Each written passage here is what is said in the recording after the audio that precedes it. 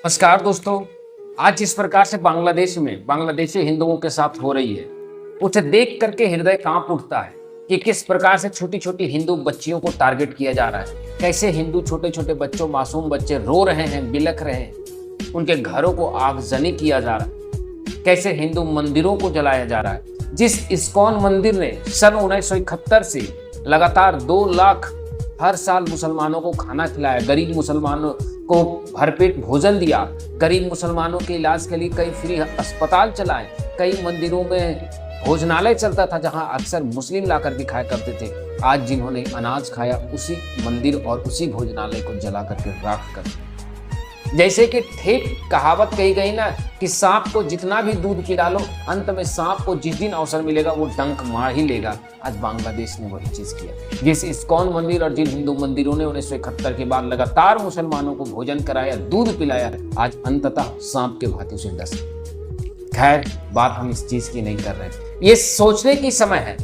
आखिर एक सोच करके देखिए कि हमारा पड़ोसी देश पाकिस्तान हिंदू समाप्त हो गया, अफगानिस्तान में हिंदू समाप्त हो गया, अब बंगाल में हिंदू समाप्त होने के कगार में है बांग्लादेश में। सोचिए, जिसके सारे पड़ोसी में इस्लाम हिंदू धर्म समाप्त हो चुका है और एक जगह हिंदू बचा है भारत में, और वहां भी हिंदू कह रहे हैं जातिवाद होगा।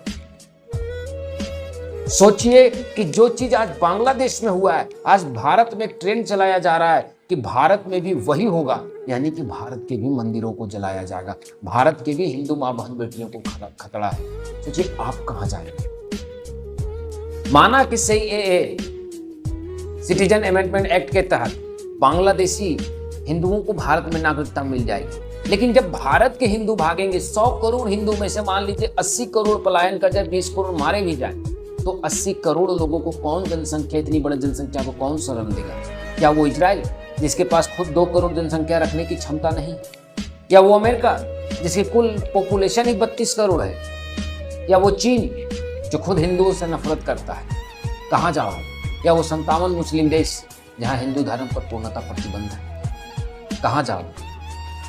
इसलिए कहते हिंदुओं जागो, शस्त्र विद्या को धारण करो। अगर जिस दिन हिंदुओं में एकता आ गई, आपको बता दें कि बांग्लादेश में जब हिंदू टारगेट होने लगे, हिंदुओं ने एकजुटता दिखाई, हथियार उठाया, सड़क पर उतरे, उसके मैंने बगल में तस्वीर डाल दी। आज बांग्लादेश में हिंदुओं पर हमला होना रुक गया और हिंदू अब टारगेट कम हो रहे हैं। कारण था उनकी एकता और उनकी दृढ़ संकल्प था। जिस दिन भारत के भी हिंदू एकजुट हो जाएंगे, उस दिन भारत में कभी कोई ये नहीं कहेगा कि कश्मीर उससे कि कोई हिंदू चला जाओ और अपनी मां बहन।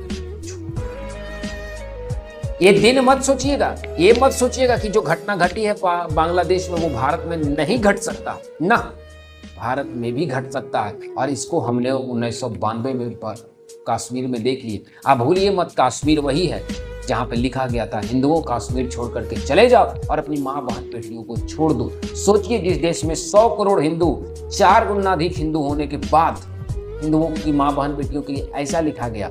बांग्लादेश में तो हिंदू अल्पसंख्यक है, सोचिए वहां क्या लिखा गया होगा, वहां कैसे उनकी मां बहन बेटियों को टारगेट किया होगा। हिंदुओं अब भी सावधान हो जाओ, एक हो जाओ। ये जो जातिवाद में बटे हुए, ये किसी के अपने नहीं। मैं और एक बात कह देता हूं, मैंने आंकड़ा निकाला तो इसमें पता चल रहा है कि जो बांग्लादेश में 90% जो लोग मारे गए हैं वो सारे हिंदू दलित थे, और जिनके घर भी जलाए गए वो भी हिंदू दलित थे।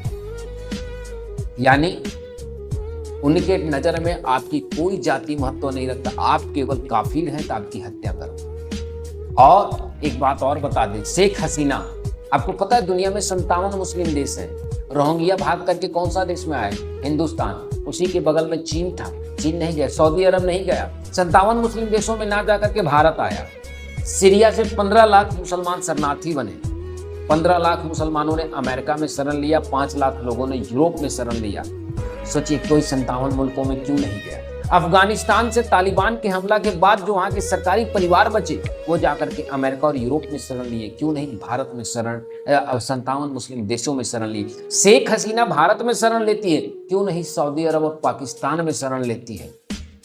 सोचिए, केवल कल्पना कीजिए कि आखिर ये कौन सी विचारधारा है कि ये खुद एक दूसरे को मारते हैं, और जब ये भागते हैं तो किसी मुस्लिम देश के पास ना जाकर के यूरोपीय और ईसाई और गैर मुस्लिम देशों में जाकर के जनसंख्या बढ़ाते हैं। थिंक।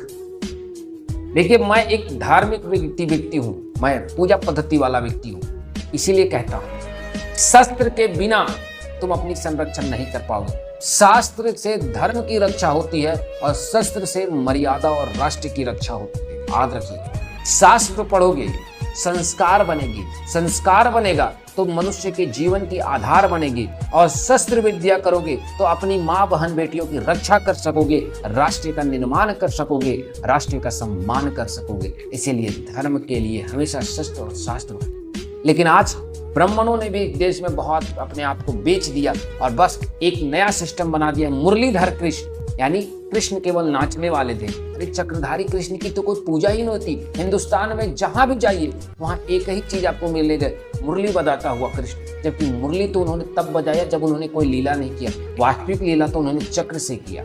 लेकिन चक्रधारी कृष्ण की पूजा पूरे पृथ्वी पर करते हैं। स्वयं सोचिए क्यों नहीं होता? क्योंकि आपको काफिर जो आपको बोला गया ना, इसे साबित करने के लिए देखो काफिर कितने कमजोर है। शस्त्र विद्या कीजिए, कृष्ण की प्रतिमा सुदर्शन चक्र के साथ बताइए। अरे एक हाथ में कमर में मुरली है तो हाथ में सुदर्शन है, ऐसा बनाइए। अरे शिशुपाल तुम्हारी 100 गलतियों की अपराध क्षमा कर सकते हैं तो 101वां होने के बाद तुम्हें मृत्यु दंड भी दे सकते हैं, ऐसा प्रतिमा बनाइए, ऐसा विचार कीजिए। खैर, मैं केवल एक कल्पना कीजिए, मानिए कि कल सुबह आपकी नींद खुली और आपने एक न्यूज सुना कि आज सुबह सुबह बांग्लादेश के सैनिक ने भारत पर हमला कर दिया, कट्टरपंथी बॉर्डर पर हमला करके भारत में घुसना चाहते हैं, वहां हिंदुओं का नरसंहार कर रहे हैं। आप वहां से उठे तभी तक आपको दूसरा समाचार मिलता है कि ब्रेकिंग न्यूज की बांग्लादेश के साथ साथ पाकिस्तान ने भी भारत पर हमला कर दिया और पाकिस्तान के कट्टरपंथी भी भारत में घुसना चाहते हैं, वहां भी हिंदुओं का नरसंहार हो रहा है, भारत को गजवाए हिंद बनाने की तैयारी चल रही है। तभी तक एक और ब्रेकिंग न्यूज आती है कि समझ कीजिए कि चीन ने भी भारत पर हमला कर दिया, और आपको एक नया न्यूज आता है कि पाकिस्तान और बांग्लादेश के साथ मिलकर के चाइना ने भी हम पर अटैक कर दिया और वो भी भारत को तोड़ करके हमसे आधा देश लेना चाहता है। तभी तक आप उठते हैं और आपको पता चलता है कि भारतीय सरकार आपको बुला रही है युद्ध के लिए। आप कपड़ा पहन करके निकलते, जैसे आप बाजार में निकलते तैसे ही पता चलता है कि 20 करोड़ लोगों ने भारत में गृह युद्ध छेड़ दिया है और वो कह रहे हैं कि भारत को गजवाए हिंद बनाएंगे। अब आप बताइए कि आपकी कल्पना क्या होगी?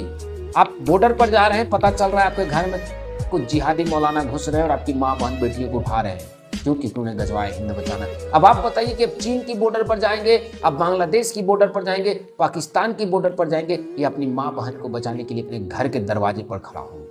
केवल अपनी कल्पना आधारित कीजिए। इसलिए जागो हिंदू जागो, राष्ट्र के लिए स्वयं को एकजुट करो। अपनी वोट, अपनी मत 5 किलो राशन के लिए नहीं, 500 रुपए फ्री के लिए नहीं, और फ्री की बिजली, फ्री के पानी के लिए नहीं, उसी को दो जो कहे कि हम अखंड राष्ट्र और समृद्ध राष्ट्र और सनातन राष्ट्र की निर्माण करेंगे, उसी को मत दो। खैर, बांग्लादेश पर जो घटना घट रही है, मैं उससे बहुत आहत हूँ, आप भी आहत होंगे मुझे उम्मीद है। और मैं बांग्लादेश के तमाम हिंदुओं से कहना चाहता हूं कि वो धैर्य धारण करें और डट कर के लड़े। अगर आपके पास ज्यादा अत्याचार होती है, अधिक अगर लगातार होगा, तो हम भारत सरकार पर दबाव डालेंगे कि वो आपकी सहायता के लिए अपनी सैनिक म्यांमार के साथ मिलकर के भारत भी बांग्लादेश पर दबाव डाल सकता है। खैर, हमें भारत सरकार पर इतनी उम्मीद नहीं है क्योंकि 1947 के बाद हमने देख लिया कि आज तक भारत में इतनी कभी हिम्मत नहीं हुई कि किसी और देश में हमारे लोगों को मारा भी जा रहा है तो बोल भी ले, मुंह से आवाज भी निकल जाए। कभी इतनी हिम्मत भारत की सरकार में नहीं हुई, चाहे वो कांग्रेस की हो चाहे वो बीजेपी की हो। जब जब किसी की सरकार, हमें पाकिस्तान ने बम बनाया तो चुपचाप बैठा रहा हमारे देश के प्रधानमंत्री, चाहे कांग्रेस को हो, और जब आज बंगाल में हिंदू मर रहा है तो आज देश में हमारी सरकार मौन है। क्योंकि जब जब हिंदू कटेगा तब तब देश की सत्ता मौन बैठेगी। उठना तो हम हिंदुओं को, क्योंकि जानता है हिंदू सोने वाला है। और ये भी मत सोचिएगा कि मरने वाला कोई एक ब्राह्मण है या कोई दलित है, मरने वाला हर कोई एक हिंदू है, क्योंकि वो केवल हिंदू देख करके मार रहे हैं। आप केवल अपनी जाति देख करके राजनीति कर रहे हैं, तो आपसे बड़ा मूर्ख संसार में कोई नहीं। खैर, आप इस वीडियो पर क्या प्रतिक्रिया देना चाहते हैं कमेंट बॉक्स में जरूर कहें, और बांग्लादेशी हिंदुओं के लिए आपके क्या विचार है कमेंट में जरूर कहें। आपको क्या लगता है कि उन्हें शरण देना चाहिए या उनका साथ देकर के बांग्लादेश में एक नए देश की मांग करनी चाहिए? चलिए, जय हिंद, जय भारत, राधे श्याम।